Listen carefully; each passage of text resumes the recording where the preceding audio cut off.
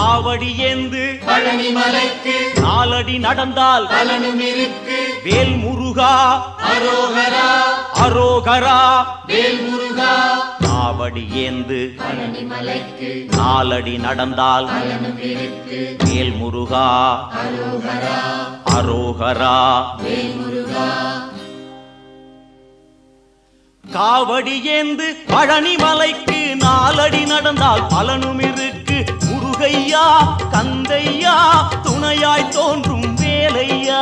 முருகையா கந்தையா துணையாய் தோன்றும் வேலையா. அறுபடை வீடும் சொத்தாகும் ஆண்டி என்பது பேராகும். காவடி ஏந்தும் நெஞ்சம் எல்லாம் முருகன் வாழும் ஊராகும். தேகம் அவனது பேராகும்.